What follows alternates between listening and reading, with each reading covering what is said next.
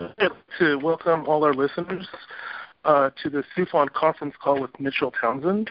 Mitchel is a professor of cryptozoology at Centralia College here in Washington State. He's going to be giving a lecture for SUFON at the Russian Community Center in Seattle, Washington on October 18th, 2015.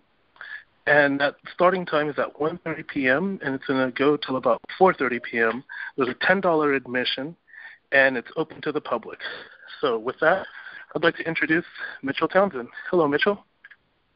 Hello, Ken. Thank you very much for giving me the opportunity to have a few words with your listeners. I look forward to answering your questions and invite everyone to come out to the CD presentation for SUFON. We're really excited to be speaking up in Seattle, and I think everyone's going to be quite astonished and amazed at the conclusive scientific evidence that we're going to be presenting. Excellent. That sounds awesome. I know personally I'm really excited for this event. I don't know too much, however, about the whole Bigfoot phenomenon. And for people in that same boat, what can they expect to hear at your Well, what we're going to do is we're going to touch all the bases, and I'm going to assume that the majority of the people in the audience are not very familiar with the specifics of the Bigfoot phenomenon. We don't call it Bigfoot in our scientific research. We call it a giant unclassified hominid, but we're really talking about the same organism. And we're going to start out with the 4 origination theories. We'll discuss prior to that, the phenomenon of what Bigfoot is and how it's popular and, what are some of the issues that go along with that research space. Then I'm going to take your audience through the 4 origination theories of what Bigfoot, we'll call it Bigfoot for the purposes of the audience, what Bigfoot might be, where it might have come from, how it arrived in North America, and then we'll go right into the Native American ethnographies or stories, oral traditions that we call them, and we'll touch on that, building the groundwork for historical evidentiary train to include petroglyphs, rock carvings, oral traditions, as well as moving into the Caucasian ethnographies to include stories and resources. For example, BFRO, Bigfoot Field Researchers Organization. I've done work with them in the past. They are one of the premier research organizations, Caucasian research organizations here in the United States. A lot of their people do the Finding Bigfoot series that we see on television. And so we'll flesh out the evidence, as we call it, in different categories, from physical evidence to scientific evidence to cast evidence, track evidence, auditory evidence, meaning calls and recordings of potential Sasquatch language.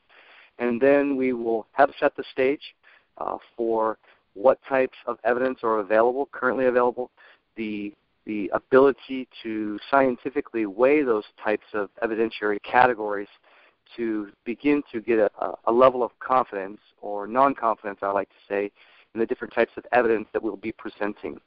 At that point, we will go into a quick break, allow people to use the restroom, etc.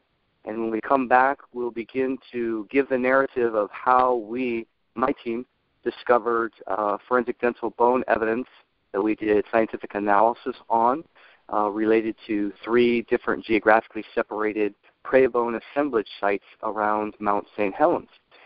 At that point, I will show a series of slides and discuss the different currently contemporary accepted scientific theories that we've used from some of the top scientists in the world to prove the evidence that we've collected and the analysis that we've engaged in.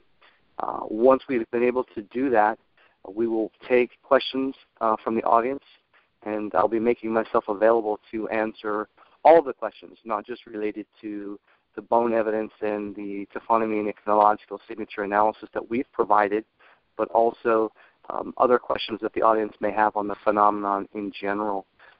I will make myself available until everybody feels comfortable that they've had all of their questions answered. So that's pretty much the chain of events.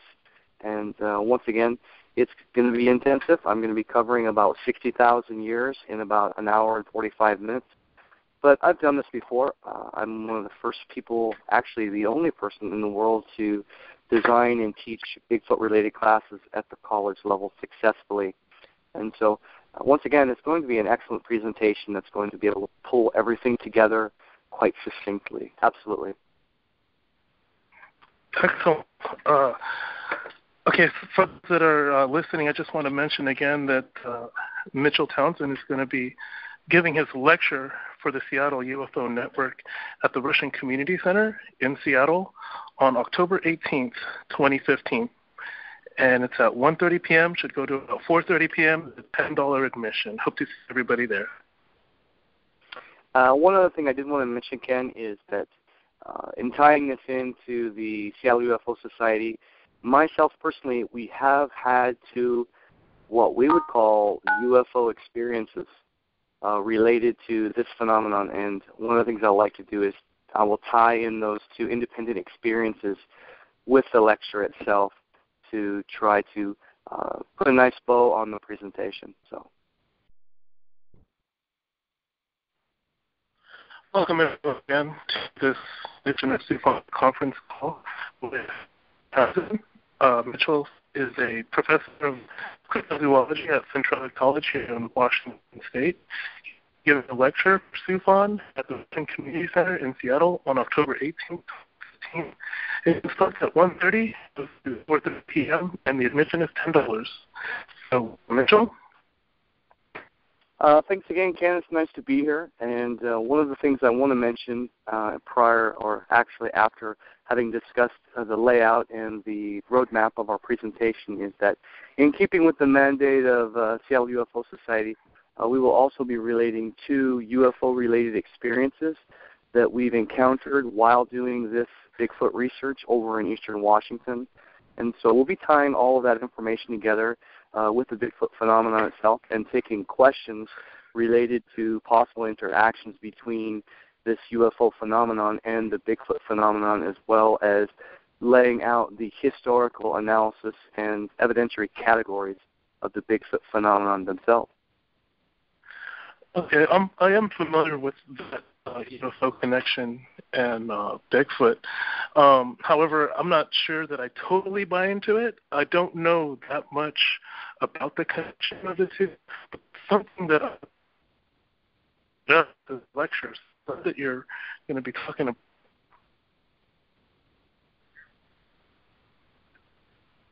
Right. One thing, I'm not going to be scientifically connecting the two phenomenon. I'm just going to be relating the experiences that I had related to the UFO phenomenon while doing that research. That's not my area of expertise, Sure. but I have the ability to mention through my analysis over 3,600 different case studies the prevalence of the intersection of those two types of phenomenon. So it's not a one-time or a rare event. There's been at least 9 incidences that I know of throughout history where those two phenomena have intersected as based on my case study analysis. Right, and I believe from the UFO side, too, from what I've researched on my own, it seems to be there seems to be a connection there between some of the UFO sightings and some of the Bigfoot sightings. In fact, I believe there's some reports where people have seen Bigfoot coming out of some spacecraft. And I know that a lot of myths, some biblical myths, I don't know if you're familiar with the Book of Enoch, but there's mention of giants in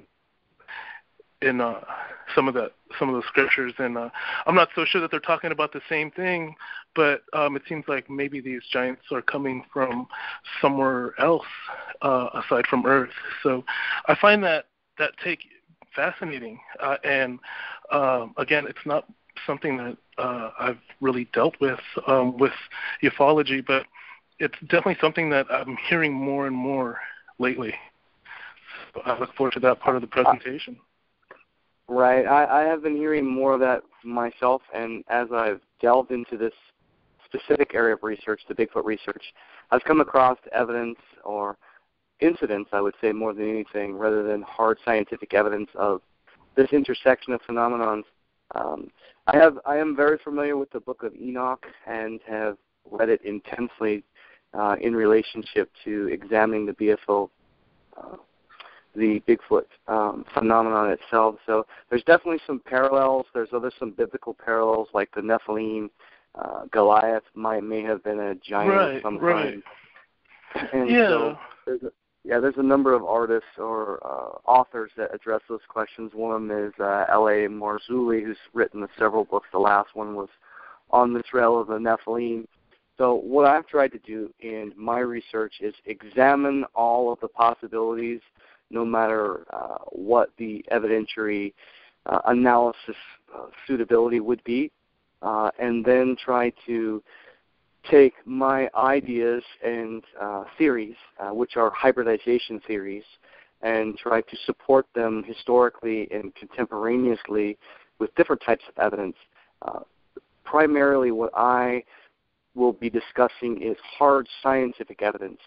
There's a lot of skepticism and some hoaxes that have been perpetrated in this area of study, and so it's important for me as a researcher to examine those other types of information and evidence, but also to provide hard, repeatable, verifiable scientific proof that can stand up in the academic community as well as the court of public opinion to bring a level of respectability and confidence to this type of research. And I think that's what we've done with our research.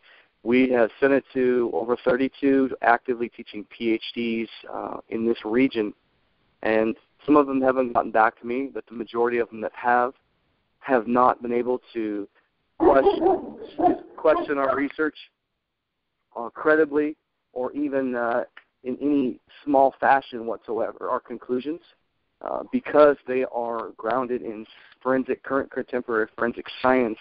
And like I said, we use the best scientists in the world, their contemporary research, in order to prove our case.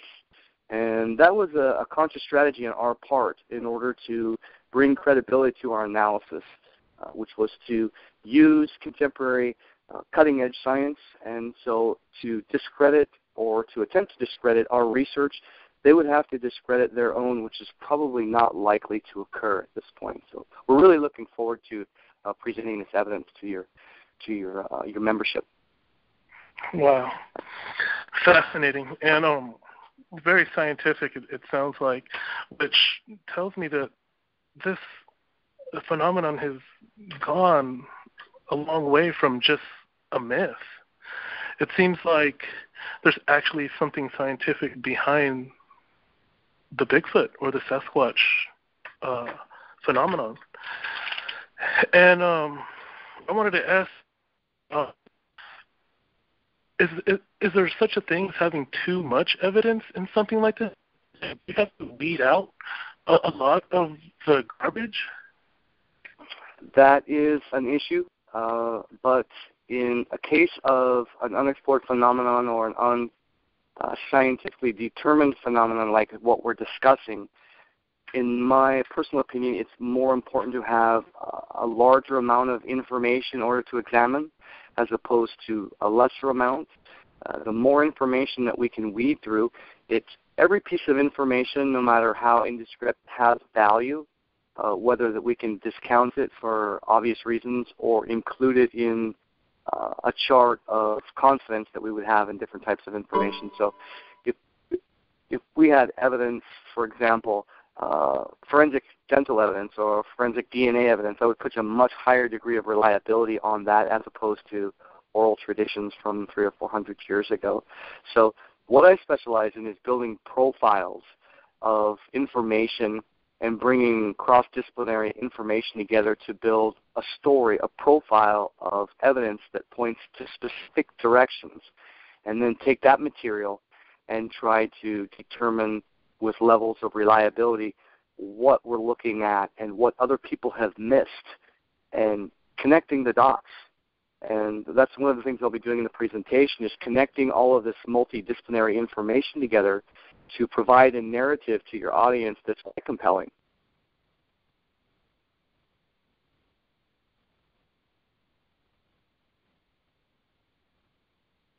Still there, Ken?